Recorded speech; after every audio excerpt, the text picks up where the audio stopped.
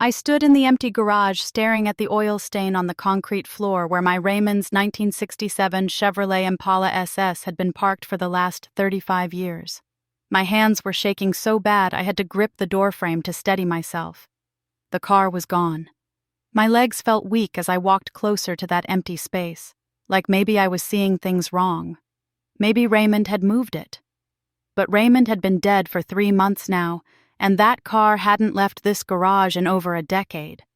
He'd spent every Saturday afternoon out here, polishing chrome that already gleamed like jewelry, checking fluids, running the engine just to hear it purr. That car was his pride and joy, the one thing he'd asked me to keep safe when he knew the cancer was winning. "Promise me, Dot," he'd said from that hospital bed, his voice barely a whisper. "Promise me you won't let anyone touch my Impala. Not until you're ready. You'll know when the time is right." I'd promised. Of course I'd promised. I'd have promised him the moon if he'd asked. But now it was gone, and I knew exactly who took it.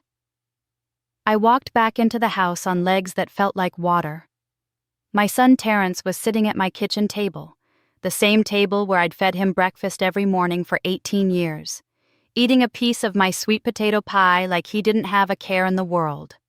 His wife Vanessa sat next to him, scrolling through her phone with those long acrylic nails clicking against the screen.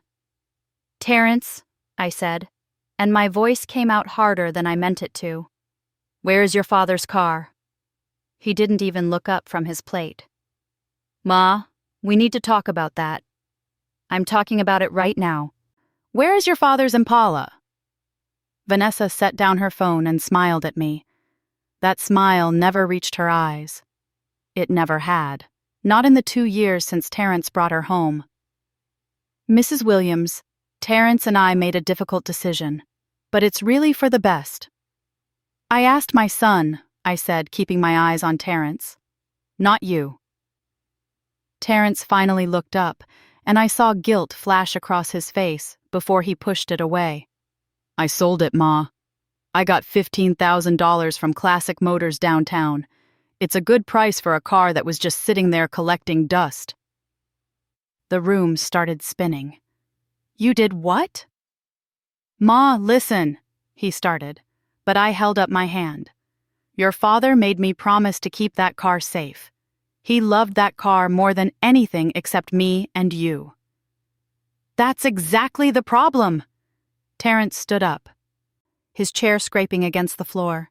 "He loved that car more than his own son. He spent more time in that garage than he ever spent with me." "That's not true, and you know it." "We needed the money, Ma." Vanessa's voice was smooth as butter. "We're taking a trip to Paris. It's been Terrence's dream since he was young, and we finally have the chance. Your husband's car was just sitting there. It makes sense to use it for something meaningful." I looked at my son, really looked at him. When had he become this person? This man who would sell his father's most precious possession 3 months after we buried him? "Your father's dream was to restore that car and pass it down to you. He has notebooks full of plans, all the work he still wanted to do on it." "I don't want it, Ma. I never wanted it. That was his dream, not mine." The words hit me like a slap. Maybe they were true. Maybe I'd been so focused on Raymond's love for that car that I never asked Terrence how he felt. But that didn't make this right. "When do you leave for Paris?" I asked quietly. "Next week," Vanessa answered. "We already have our tickets, first class. We're staying at a beautiful hotel near the Eiffel Tower." I looked at the joy on her face, the excitement in her eyes, and something in my chest went cold. My Raymond had never trusted her. He'd tried to tell me in those last months, but I thought it was just the pain medication making him paranoid. Now I wished I'd listened. "Get out of my house," I said. "Ma," Terrence started. "I said get out. Both of you." They left, Vanessa clicking her tongue like I was being unreasonable, Terrence looking back at me with something like regret. I didn't care. I sat down at that kitchen table and put my head in my hands and let myself cry for the first time since Raymond's funeral. Before we continue, please tell us where you're watching from so we know how far our stories reach, and subscribe to the channel to help us grow. The next morning, I woke up with a headache and a heavy heart. I'd called my sister Louise the night before, and she'd talked me down from driving to that dealership and demanding they give me back Raymond's car. "You can't fight legal paperwork, Dot," she'd said. "Terrence is on the title too. Raymond made sure of that. He can sell it if he wants." I knew she was right, but it didn't make it hurt any less. I was making myself some coffee when my phone rang. The number wasn't one I recognized, but something told me to answer it. "Mrs. Williams?" The voice on the other end was deep and warm. "This is Leon Mitchell from Classic Motors. I'm calling about your husband's Impala." My hand tightened on the phone. "What about it?" "Well, ma'am, I need you to come down to the dealership today if you can. Your husband left some very specific instructions with me about what to do if that car ever came through my doors." "What kind of instructions?" "The kind I can't discuss over the phone. But Mrs. Williams, this is important, very important. How soon can you get here?" I looked at the clock. It was barely 8 in the morning. "Give me an hour. I'll be waiting." I drove to Classic Motors in my old Honda, the one Raymond bought me 10 years ago because he said I needed something reliable. The dealership was in a part of town that had seen better days, but the building itself was well kept, painted a cheerful yellow with black trim. A sign in the window read, "Black owned and proud." Leon Mitchell met me at the door. He was a tall man, maybe in his late 50s, with gray streaking through his hair and kind eyes behind wire-rimmed glasses. He shook my hand firmly. "Mrs. Williams, thank you for coming so quickly. I'm sorry for your loss. Your husband was a good man." "You knew Raymond?" "Oh, yes, ma'am. He's been bringing that Impala to me for maintenance for 20 years. Any time he needed a part he couldn't find himself, I'd track it down for him. We talked a lot over the years. He loved that car, but he loved you more. He talked about you all the time." Tears pricked at my eyes. "He was a good man." "Yes, ma'am, he was. And he was smart, too. He came to me about 18 months ago with an unusual request. He said if anyone ever tried to sell me that Impala, I was to buy it, no questions asked. And then I was to call you immediately and bring you down here." 18 months ago? That was before his diagnosis, before we even knew he was sick. "Yes, ma'am. He said he was worried about some things, and he wanted to make sure you were protected. The car is out back. He asked me to show you something." Leon led me through the dealership, past shining cars with prices in the windows, past his small office, and out to the garage in back. And there it was, Raymond's Impala, sitting under the fluorescent lights like a jewel. The deep blue paint job gleamed. The chrome was perfect. Even sitting still, it looked like it was ready to race. "She's a beauty," Leon said softly. "Your husband took real good care of her. But Mrs. Williams, there's something you need to see." He walked to the trunk of the car and opened it. It looked like it always had. Clean, lined with carpet, the spare tire sitting in its well. But Leon pressed on something near the back, and a section of the trunk lining popped open. "Your husband had this custom compartment installed. He told me you'd need what's inside." I stepped closer and looked into the hidden space. Inside was a large manila envelope and a metal box.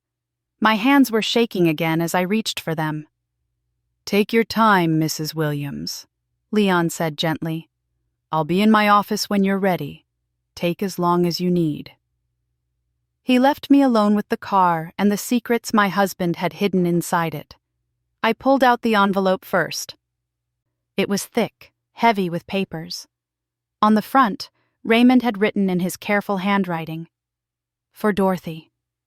I'm sorry I had to leave you, baby, but I made sure you'd be okay." I opened the envelope with trembling fingers. Inside were stock certificates, dozens of them, different companies, different amounts, but all in my name. I couldn't even begin to calculate what they were worth, but the numbers I could see made my breath catch. There had to be hundreds of thousands of dollars here. All this time, while I'd been worried about making ends meet on Raymond's pension and my Social Security, he'd been building this nest egg for me, hiding it where he knew it would be safe. But why hide it? And why in the car? I set the stock certificates aside and reached for the metal box. It wasn't locked. Inside was a file folder, and on the front of the folder was a name, Vanessa Cortez, my daughter-in-law's maiden name. My heart started pounding as I opened the folder. Inside were pages and pages of printed documents, background checks, criminal records from 3 different states, newspaper articles about fraud cases, photographs of Vanessa with different men, different cities, different names. And on top of it all, a letter from Raymond, dated 2 months before his diagnosis. "My dearest Dot," it began. "If you're reading this, then I'm gone, and Terrence has done something foolish with the car. I hoped I was wrong about Vanessa, but I knew in my gut I wasn't. I've been investigating her for 18 months now, and what I found scared me to death. She's done this before, found men with aging parents, married them, isolated them from their families, and stolen everything she could get her hands on. She has outstanding warrants in Florida and Arizona for fraud and elder abuse. Our son is in danger, Dot, and so are you." I couldn't breathe. I sat down hard on the concrete floor of the garage, still holding Raymond's letter, and read every word. He'd documented everything. How Vanessa had targeted Terrence at a church singles event, even though she wasn't a member of any church. How she'd rushed the relationship, pushing for marriage after only 6 months.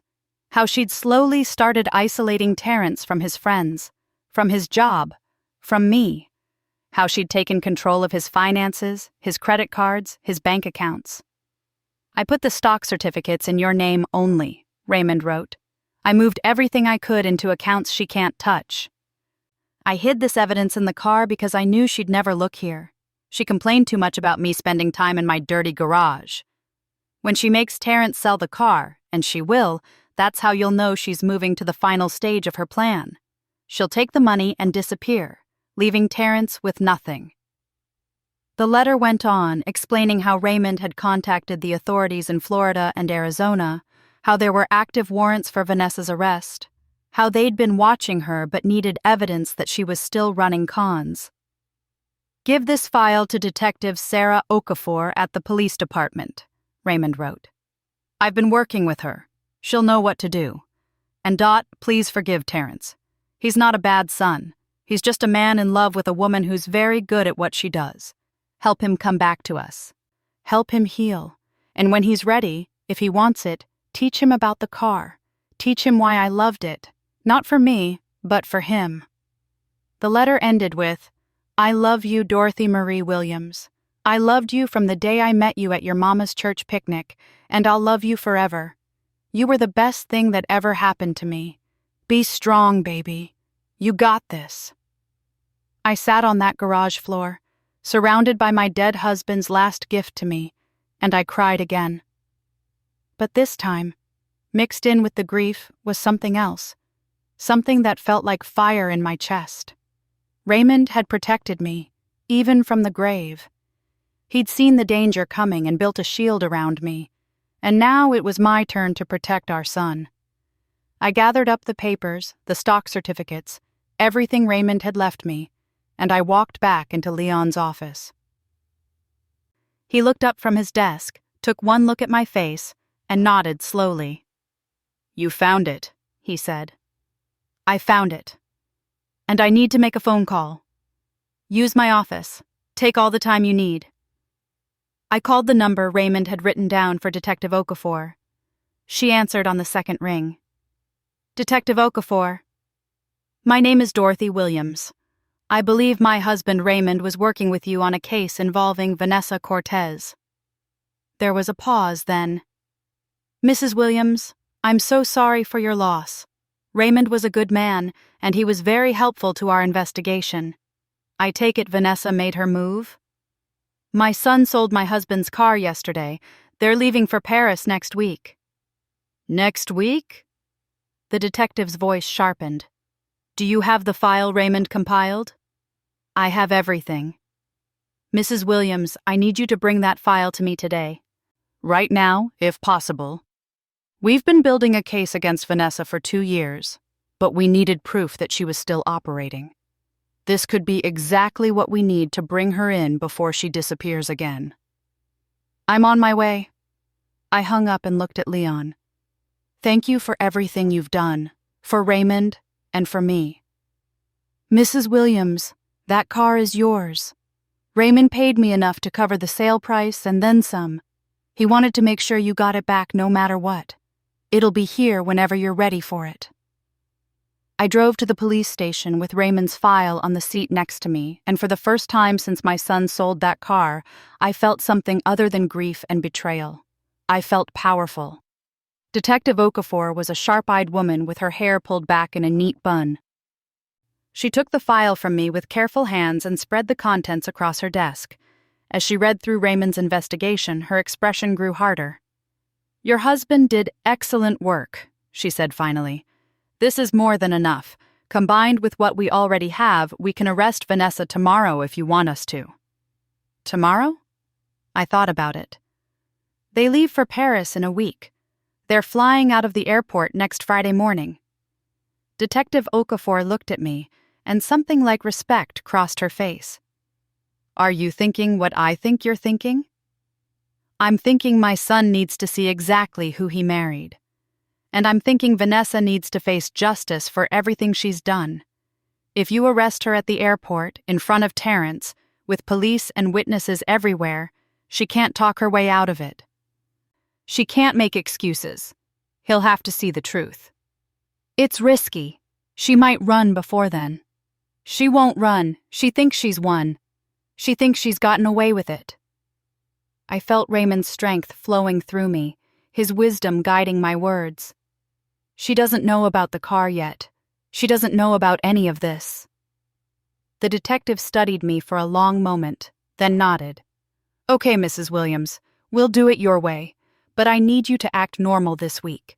Don't confront your son or Vanessa. Don't let on that you know anything. Can you do that?" Could I pretend everything was fine while my son walked around with a con artist, planning a trip funded by his father's stolen property? Could I sit through family dinners and smile while Vanessa gloated about Paris? I thought about Raymond, fighting cancer in his hospital bed, still working to protect his family, still investigating, still planning, still loving us even as his body failed him. "I can do it," I said. "Good. I'll be in touch with the details. And Mrs. Williams, your husband would be proud of you." I left the police station with the late afternoon sun warm on my face. I had 1 week to wait, 1 week to pretend, 1 week to be ready for what came next. And somewhere up in heaven, I knew Raymond was watching, that stubborn man with his classic car and his careful plans, making sure his Dorothy was protected, even after death took him from me. The game wasn't over yet.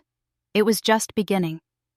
The hardest thing I've ever done in my life was sit across from Vanessa at Sunday dinner 3 days after I found Raymond's file and smile like everything was fine. She sat in my dining room wearing a designer dress I knew Terrence couldn't afford, talking about Paris like she was doing us all a favor by going there. "The museums are supposed to be incredible," she said, cutting into the pot roast I'd spent all afternoon making. "And the shopping, oh my God, the shopping. Terrence is going to spoil me rotten." My son sat next to her, quiet, not eating much. He'd lost weight since the wedding, I noticed. His face looked drawn, tired. When had that happened? "Sounds wonderful," I said, forcing the words past my teeth. "You two deserve a nice trip." Vanessa's eyes flickered to me, suspicious. She'd expected a fight. She'd expected tears and guilt trips and me playing the grieving widow card. That's what she wanted. Drama she could use to paint me as the unreasonable mother-in-law, pushing Terrence further away from me. But Detective Okafor's words echoed in my head. "Act normal. Don't let on that you know anything." So I smiled and passed the rolls and asked about their hotel like I was a normal mother excited for her son's vacation. Like my heart wasn't breaking. Like I didn't know that this woman sitting at my table had done this to 3 other families before mine. "Ma, are you okay?" Terrence asked suddenly. "You seem different." "I'm fine, baby. Just tired. Still adjusting to—" I let my voice crack a little. "Still adjusting to your daddy being gone." That part wasn't acting. The grief was real. Raymond had been my husband for 42 years, my best friend, my partner in everything, and he'd died knowing our son was in danger, unable to warn him. Forced to leave behind clues and hope I'd be strong enough to figure it out. "We should probably go," Vanessa said, standing up. "Terrence, we still need to confirm our airport transportation." "Already done," Terrence said. "Car service is picking us up at 6 a.m. Friday." 4 more days. I just had to make it 4 more days. After they left, I called my sister Louise. She'd been checking on me every day since I told her about the file, worried I'd crack under the pressure. "How'd it go?" she asked. I fed her pot roast and smiled while she talked about spending $15,000 of Raymond's money on French perfume. Louise was quiet for a moment. "Dot, are you sure about this? Maybe you should just let the police arrest her now. This is putting you through hell." "Terrence needs to see it, Lou. If they arrest her at my house or at his apartment, she'll find a way to blame me. She'll tell him I'm jealous, that I never accepted her, that I made up lies to keep them apart. But if she gets arrested at the airport, in front of everybody, with police showing him the warrants and the evidence, he'll have to believe it. And if he doesn't? What if he's so far gone that he defends her anyway?" I'd thought about that. Late at night, staring at my ceiling, I'd wondered if Vanessa had already poisoned Terrence against me so much that nothing would break through. But I had to believe my son was still in there somewhere. The boy who used to help me bake cookies for the church sale. The teenager who'd mowed lawns every summer to save up for college. The young man who'd cried at his father's funeral and told me he loved me. "Then at least I tried," I said. "At least I fought for him like Raymond fought for both of us." "You're stronger than you know, Dot. Raymond always said that about you." After I hung up with Louise, I sat in my living room looking at the photo albums spread across my coffee table. I'd pulled them out earlier, needing to remember. Needing to see Terrence as he used to be, before Vanessa. There he was at 5 years old, gap-toothed and grinning, standing next to Raymond and the Impala. Raymond had his arm around Terrence's shoulders, both of them covered in soap suds from washing the car. There he was at graduation, proud in his cap and gown, hugging me while Raymond took the picture. There he was at his wedding, and that's where the light in his eyes started to dim. I could see it now, looking at the photos. Vanessa front and center in her expensive dress. Terrence slightly behind her, his smile not quite reaching his eyes. How had I missed it? How had I not seen what Raymond saw? My phone buzzed with a text from Detective Okafor. "Everything's set for Friday. Airport police coordinated. Need you there as witness. Can you handle it?" I texted back. "I'll be there." Monday morning, I went to church. Not for Sunday service.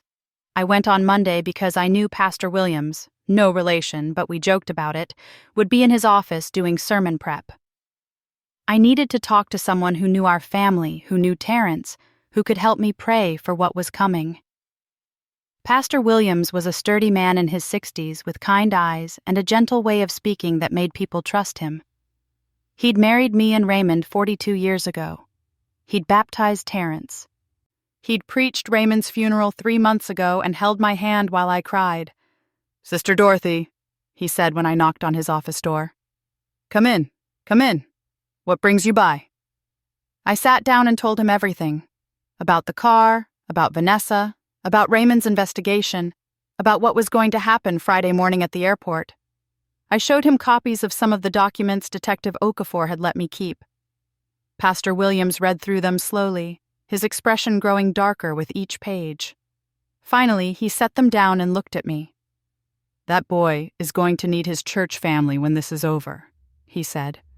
"He's going to need support and love and people who won't judge him for being fooled by a woman who makes fooling people her profession." "I'm so angry at him," I admitted, "for selling his daddy's car.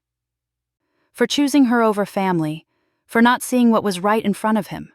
Of course you are. That's natural. But Sister Dorothy, that anger can't be what drives you. When Friday comes, when that girl gets arrested and your son's world falls apart, he's going to look to you. And what he sees in your face in that moment will determine whether he comes back to his family or runs away from the shame." What should he see? Love, forgiveness, a mother's arms ready to catch him when he falls. Pastor Williams leaned forward. "Raymond protected you. Now you protect Terrence. Not from consequences, but from the darkness that's going to try to swallow him when he realizes what he's lost and who he trusted." I left the church with Pastor Williams's words in my heart and a plan forming in my mind. Friday would be hard. It would be brutal. But I would be ready. Tuesday, Vanessa called me. That was unusual. She never called me directly. She always made Terrence do it. "Dorothy," she said, her voice sweet as poison, "I wanted to thank you for being so understanding about the car. I know it was hard for you, but Terrence really needed this. He's been so stressed since his father died." I gripped the phone hard. "Of course. I want Terrence to be happy. You know, I've been thinking. When we get back from Paris, maybe you and I could spend some time together. Just us girls. Get to know each other better. I feel like we got off on the wrong foot." She was testing me, seeing if I suspected anything, seeing if I'd bought the act. "I'd like that," I lied. "Wonderful. Oh, and Dorothy, Terrence mentioned that Raymond had some life insurance. Have you received that payout yet?" There it was. The real reason for the call. She was already planning her next move, figuring out what else she could take. "The insurance company is still processing everything," I said. "These things take time." Of course. Well, if you need any help with the paperwork, Terrence is very good with financial matters. He could help you make sure everything is invested properly." Invested properly. Right into accounts Vanessa controlled, no doubt. "I'll keep that in mind. You two have a safe flight Friday." After I hung up, my hands were shaking with rage. She wasn't even pretending anymore. She thought she'd won. She thought Raymond's grieving widow was just another mark, another old woman to rob blind. She had no idea what was coming. Wednesday, Terrence showed up at my house alone. I was in the garden, tending to the tomatoes Raymond had planted before he got too sick to work outside. I heard Terrence's car pull up, heard his footsteps on the walkway, but I kept working, giving him time to find his words. "Ma," he said finally, "I need to apologize." I looked up at my son. He looked terrible, dark circles under his eyes, his clothes hanging loose on his frame. "For what, baby?" "For selling Daddy's car. For the way I did it. I should have talked to you first. I should have—" His voice cracked. "I should have respected what it meant to both of you." I stood up, brushing dirt from my hands. "Why didn't you?" "Vanessa said it was just a car. She said Daddy wouldn't have wanted it to sit in a garage forever. She said—" He stopped, looking lost. "I don't know anymore, Ma. I don't know what I think versus what she tells me to think." My heart broke for him. This was the moment to tell him everything, to show him the file, to save him before Friday's disaster. But Detective Okafor's voice was in my head again. If you warn him, he might warn her. She'll run, and we'll lose our chance to arrest her. Other families will suffer. So I did the hardest thing. I hugged my son, and I lied to him. "It's okay, baby. The car is just a car. Your happiness is what matters." Then why do I feel so awful? Because you're a good man with a good heart, just like your daddy. He held on to me like he was drowning and I was a life raft. "I love you, Ma." "I love you too, Terrence. So much. And no matter what happens, that will never change. You hear me? Never." He left a little while later, and I went back inside and cried for an hour straight. 2 more days. Just 2 more days, and this nightmare would be over. Thursday night, I couldn't sleep. I kept thinking about Friday morning, about what would happen, about how Terrence would look at me when he realized I'd known all along. Would he understand? Would he forgive me for not warning him? At 2 a.m., my phone rang. For a moment, my heart stopped. Had something gone wrong with the plan? But it was Louise. "I can't sleep either," she said. "I keep thinking about tomorrow." "Me too." "Dot, I'm coming with you to the airport." "Lou, you don't have to." "Yes, I do. You're my sister and you're not going through this alone. I'm picking you up at 5:30. I tried to argue, but Louise had made up her mind, and truthfully, I was grateful. I didn't want to be alone when Terrence's world came crashing down. Friday morning arrived cold and gray. I dressed carefully. Nice slacks, a blouse, my church shoes. I wanted to look strong. I wanted to look like a mother who could handle what was coming. Louise picked me up at 5:30 on the dot. She hugged me hard before I got in the car. "Raymond is with you today," she said. "You remember that?" We drove to the airport in silence. Detective Okafor had told me where to wait, at a coffee shop near the International Departures Gate, where I could see but Terrence and Vanessa wouldn't notice me right away. Airport police would be positioned throughout the terminal. Everything was ready. We got there at 6:15. Terrence and Vanessa's car service would arrive at 6:30. My coffee sat untouched in front of me, going cold while my heart hammered against my ribs. At 6:28, Louise grabbed my hand. "There." I looked up and saw them. Terrence pulling 2 large suitcases, Vanessa walking beside him in designer everything. Designer luggage, designer sunglasses, designer coat that probably cost more than my mortgage payment. She was laughing at something, her head thrown back, already acting like she was in Paris. Terrence looked exhausted. He was doing all the work while she pranced along beside him like a queen. They got in line at the check-in counter. Vanessa was on her phone, probably posting on social media about their trip. Terrence was handling the tickets, the passports, everything. Detective Okafor appeared from nowhere, moving through the crowd with 3 uniformed officers behind her. 2 airport police flanked them. They were all walking toward Vanessa. My heart was pounding so hard I thought everyone in the airport could hear it. The detective reached them just as they got to the front of the check-in line. I saw her badge flash. I saw Vanessa's face change from joy to confusion to fear in the space of a heartbeat. I saw Terrence turn, saw him say something, saw the officers move in.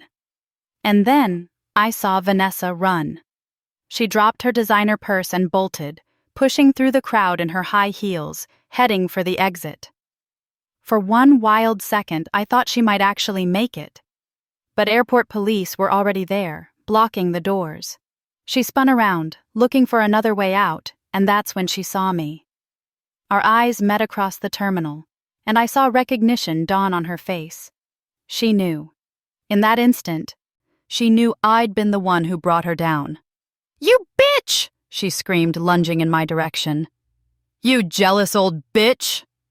The officers grabbed her before she got 2 steps. She was fighting them, screaming obscenities, her careful mask completely shattered. This was the real Vanessa. Not the sweet daughter-in-law, not the loving wife, but the con artist who'd been cornered. And Terrence was standing in the middle of the terminal, surrounded by their expensive luggage, watching his wife get handcuffed while she screamed about warrants and lawyers and how this was all a mistake. Detective Okafor was showing him something. The file, I realized. Raymond's file. She was showing him everything. I watched my son's face as he read. I watched him go pale. I watched him look at Vanessa like he'd never seen her before. I watched his whole world collapse. And then he looked up, searching the crowd, and found me. The expression on his face broke what was left of my heart. Terrence walked toward me like a man in a dream. Behind him, officers were loading Vanessa into a police car while she screamed that this was all a misunderstanding, that I'd set her up, that Terrence needed to call her lawyer. He didn't look back at her. He just kept walking toward me, holding that file in his hands, and I could see he was shaking. Louise stood up next to me, ready to defend me if needed, but I put my hand on her arm. This was between me and my son. "You knew," Terrence said when he reached me. His voice was flat, empty. "All week you knew, and you let me—" He couldn't finish the sentence. "I knew," I said.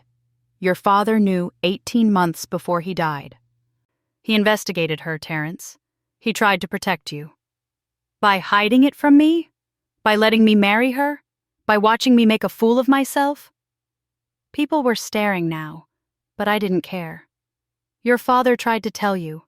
I tried to tell you. You wouldn't listen. You were in love, and she's very good at what she does." "I sold his car." Terrence's voice cracked. "I sold Daddy's car to take a con artist to Paris. I betrayed him. I betrayed you." "No, baby. Don't!" He held up his hand, tears streaming down his face. "Don't tell me it's okay. Nothing about this is okay. I sold the one thing Daddy loved most in the world to fund a trip with a woman who's wanted in 3 states for fraud. There are warrants for her arrest. Did you see that? Warrants. She's done this before. To other families, other men. And I was too stupid to see it." Detective Okafor approached us carefully. "Mr. Williams, I know this is difficult, but I need you to come down to the station to give a statement. We need to know everything.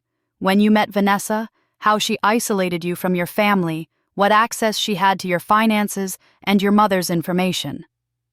"My finances," Terrence said bitterly. "She has access to everything. My bank accounts, my credit cards, my retirement fund. Oh God, my retirement fund." "We'll sort it out," the detective said gently. "But we need to move quickly. Can you come with me now?" Terrence looked at me one more time, and the pain in his eyes was unbearable. "I don't know if I can forgive myself for this, Ma. I don't know if you should."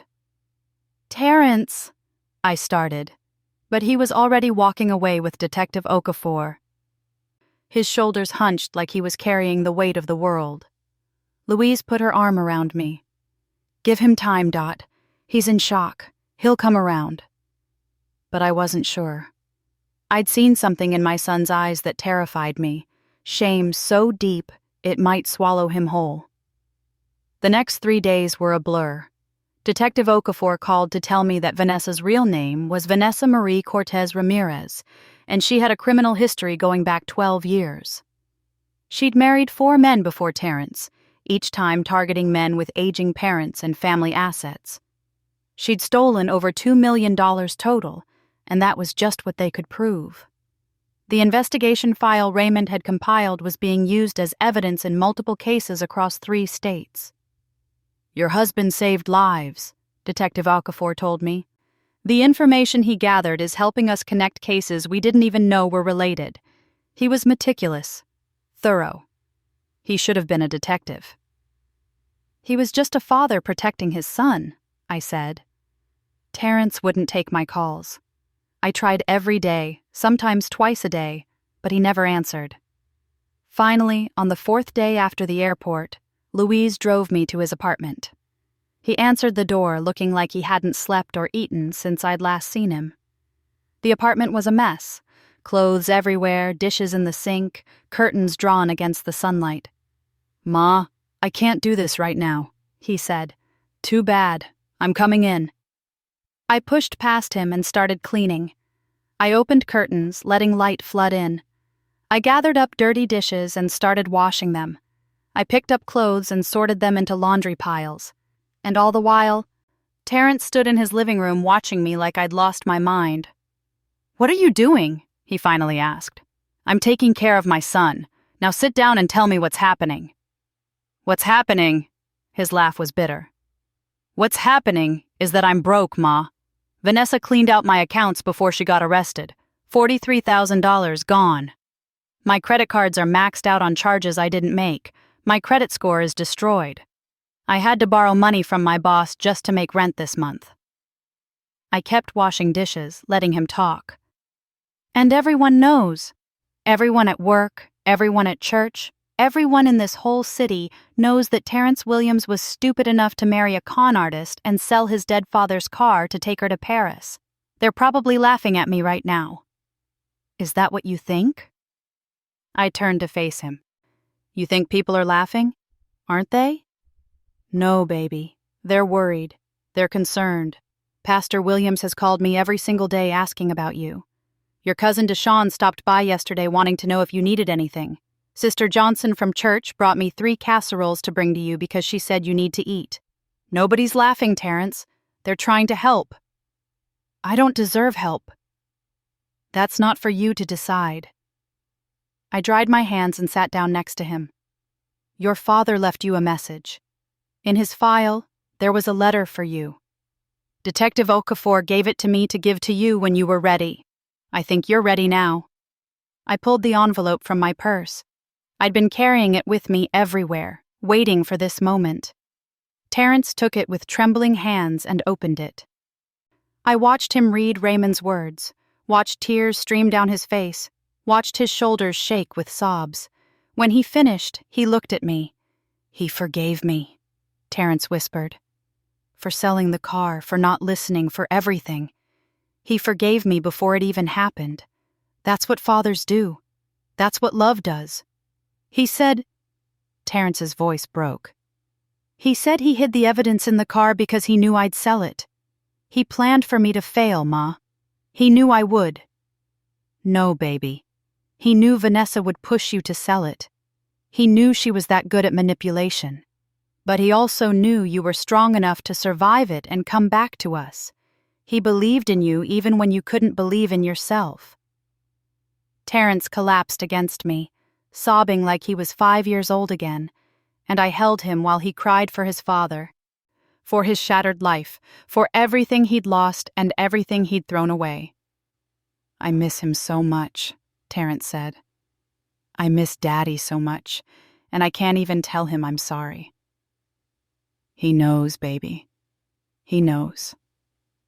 We sat like that for a long time, until Terrence's tears finally stopped and he pulled away, wiping his face. The letter said something about the car having notes, plans for restoration work he never finished. 3 notebooks full of plans, I said. Leon Mitchell at Classic Motors has them. Your father wanted you to have the car, Terrence. He wanted you to finish the work he started. I don't know anything about cars. Neither did I. But we can learn together. Your father left instructions. Terrence was quiet for a long moment. I don't know if I can face that car, Ma. Every time I look at it, I'll remember what I did. Or, I said gently, every time you look at it, you'll remember that your father loved you enough to forgive you before you even needed forgiving. You'll remember that he built a safety net to catch you when you fell. You'll remember that family doesn't give up on each other, no matter what. The following Sunday, Terrence came to church with me. It was the first time he'd been back since the airport incident, and I could see he was nervous. But Pastor Williams met us at the door with open arms and a warm smile. "Brother Terrence," he said, pulling my son into a hug. "It's good to see you, son. Real good." The congregation surrounded us, Sister Johnson with her casseroles, Deacon Roberts offering Terrence a job opportunity since his finances were tight, the youth group leader asking if Terrence wanted to help coach basketball like he used to, everyone treating him not like a man who'd made a terrible mistake, but like family who'd been missed. After service, Pastor Williams pulled us aside. "I want you both to consider joining our grief support group. It's for people who've lost loved ones, but it's also for people working through trauma and rebuilding their lives. I think it might help." Terrence looked at me, then nodded. Yeah, I think I'd like that." 2 weeks later, Leon Mitchell called me.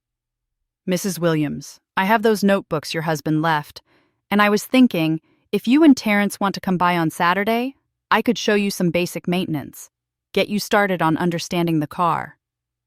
Saturday morning, Terrence picked me up in his old Honda.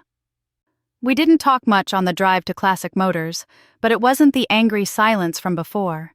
It was contemplative, thoughtful. Leon met us in the garage where Raymond's Impala sat waiting. In the morning light streaming through the windows, it looked like a dream. All that blue paint gleaming, chrome shining, the interior leather pristine. "Your husband loved this car," Leon said, handing Terrence a stack of notebooks. "But more than that, he loved what it represented. Heritage, craftsmanship, taking something old and broken and making it beautiful again. He told me once that's what family does. We restore each other." Terrence opened the first notebook. Raymond's careful handwriting filled every page. Diagrams, parts lists, notes about the engine, plans for upgrades he wanted to make. On the first page, Raymond had written, "For my son, when he's ready to learn what I should have taught him all along." "I thought he loved this car more than me," Terrence said quietly. "I thought every Saturday he spent out here was time he was choosing the car over his family." "He was out here thinking about you," I said. "Planning for your future. Making sure you'd have something to hold on to when he was gone. He just didn't know how to tell you that." Leon showed us how to check the oil, how to listen to the engine, how to identify problems before they became serious.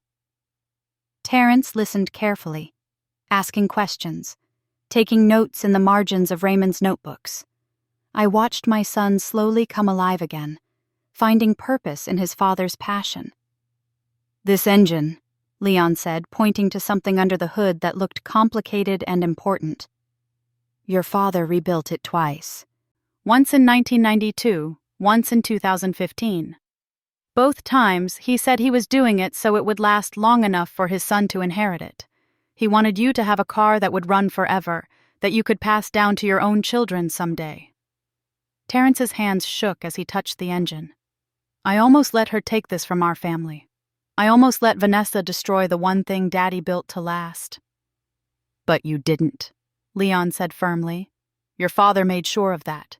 He outsmarted a professional con artist, protected his wife, saved his son, and kept his car in the family. That's a man who thought of everything." We spent 3 hours at Classic Motors that day. By the time we left, Terrence had the notebooks tucked under his arm and a spark in his eyes I hadn't seen in 2 years. "Ma," he said as we drove home, "I want to bring the car to your house. Keep it in Daddy's garage where it belongs. And maybe on Saturdays, if you don't mind, I could come over and work on it. Follow Daddy's plans. Learn what he wanted to teach me." "I think your father would love that. And maybe," he hesitated, "maybe you could sit with me while I work? Tell me stories about Daddy? Help me understand him better? I'd like nothing better." The legal proceedings against Vanessa took 6 months. Detective Okafor kept us updated throughout the process.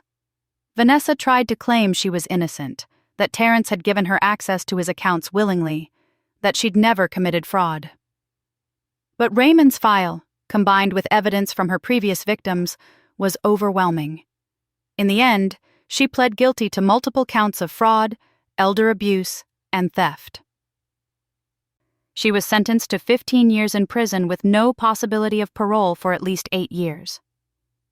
The judge, an older black woman with steel in her eyes, told Vanessa, "You preyed on families in their most vulnerable moments. You exploited grief, manipulated love, and destroyed trust. You will have plenty of time to think about what you've done." Terrence was in court for the sentencing. He didn't look at Vanessa, didn't react when she tried to apologize to him from the defendant's table. He just sat next to me, holding my hand, watching justice be served. Afterwards, on the courthouse steps, Detective Okafor gave us the final piece of news. "We've recovered about 60% of the money Vanessa stole from various victims. Your husband's documentation helped us trace accounts we didn't even know existed. Mr. Williams, You should get back most of what she took from you, plus she's responsible for paying restitution. What about the other victims? Terrence asked. They'll get restitution too. Your father's investigation helped more people than just your family. He was a hero, even if he never knew it. Every Saturday for the next year, Terrence came to my house and worked on Raymond's Impala. We'd start with breakfast together, grits and eggs and bacon, the way Raymond liked it, and then we'd go out to the garage. I'd sit in Raymond's old lawn chair, the one he'd kept out there for 40 years, and I'd read aloud from his notebooks while Terrence worked. Check the carburetor settings, I'd read. Make sure the timing is precise. Take your time, son. This work can't be rushed. And Terrence would follow the instructions, slowly becoming the mechanic his father had been. Sometimes he'd mess up, install something wrong, have to start over. But he'd learned patience. He'd learned that restoration takes time, that you can't rush healing, that some things are worth doing slowly and carefully. We talked while we worked. I told Terrence stories about Raymond he'd never heard. How Raymond had courted me with flowers stolen from his mama's garden. How he'd proposed in the church parking lot because he was too nervous to wait for somewhere romantic. How he'd cried when Terrence was born and declared him the most beautiful baby ever created. Terrence told me things too. About how Vanessa had slowly isolated him, making him feel guilty every time he visited me, criticizing his clothes and his job and his friends until he felt worthless. About how he'd known, deep down, that something was wrong, but he'd been too ashamed to admit he'd made a mistake. I thought marrying her made me a man, he said one Saturday, his hands black with engine grease. I thought standing by my choice no matter what proved I was strong. But Daddy taught me different. He taught me that real strength is admitting when you're wrong and letting people who love you help you fix it. The stock certificates Raymond had hidden in the car were worth $342,000, more money than I'd ever imagined. I used some of it to pay off my house, some to help Terrence rebuild his credit and his savings. But most of it I invested for the future, for grandchildren I hoped to have someday when Terrence was ready to trust love again. On the 1-year anniversary of Raymond's death, Terrence and I finished the last item on Raymond's restoration list. We installed new spark plugs, the expensive kind Raymond had researched but never bought. When we were done, Terrence turned the key in the ignition. The Impala roared to life, the engine purring like a satisfied cat. The sound was beautiful, powerful, perfect. Terrence sat in the driver's seat with tears streaming down his face, his hands on the wheel his father had gripped for 35 years. "He's here," Terrence whispered. "Ma, I can feel him.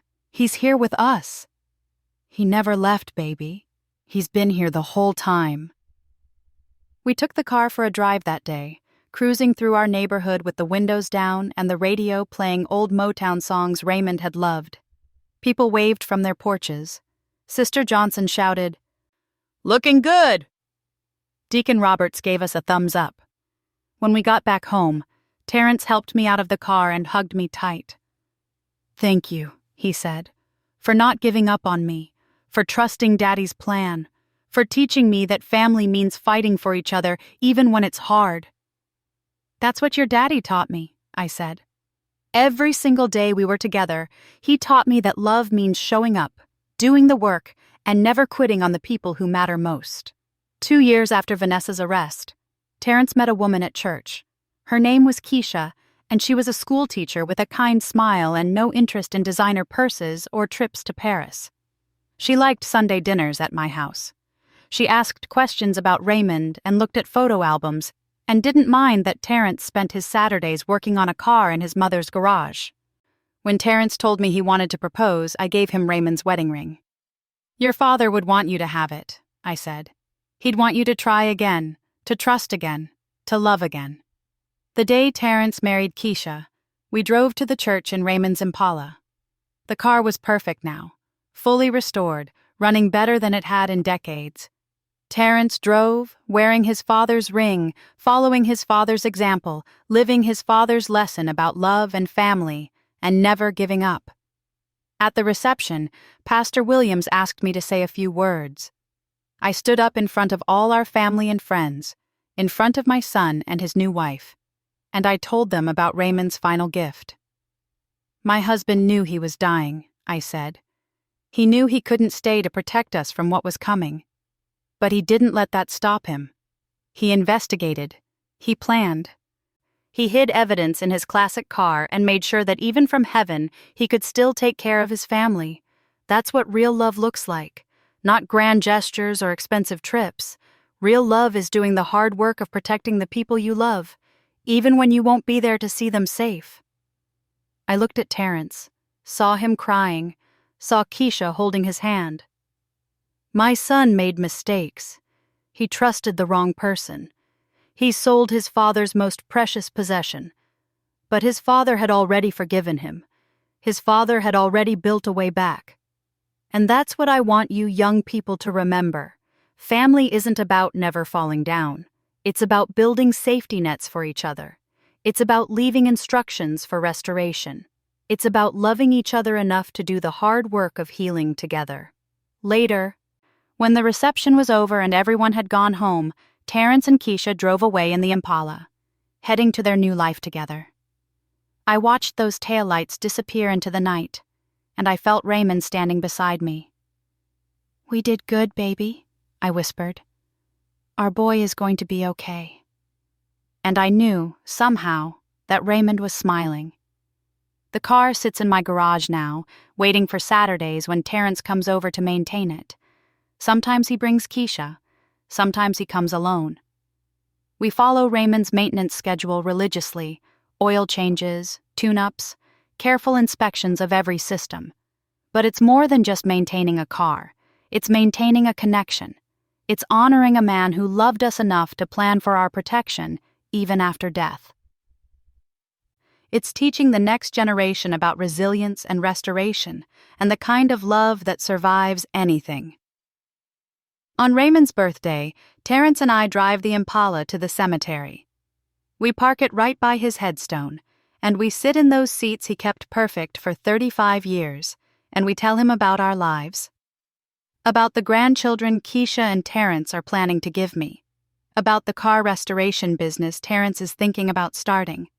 About the peace I've found in knowing that love, real love, never really dies. It just transforms into something that can carry us through the darkest times. My son sold my late husband's classic car to take his wife to Paris. But my husband had planned for that. He'd hidden assets and evidence and forgiveness in that car, knowing one day we'd need all three. He taught us that family means fighting for each other, protecting each other, and building roads back home for each other no matter how far we wander. And every time I hear that Impala's engine roar to life, every time I see Terrence's hands on that steering wheel, I know Raymond's greatest restoration project wasn't the car at all. It was us. Thanks for listening. Don't forget to subscribe and feel free to share your story in the comments. Your voice matters.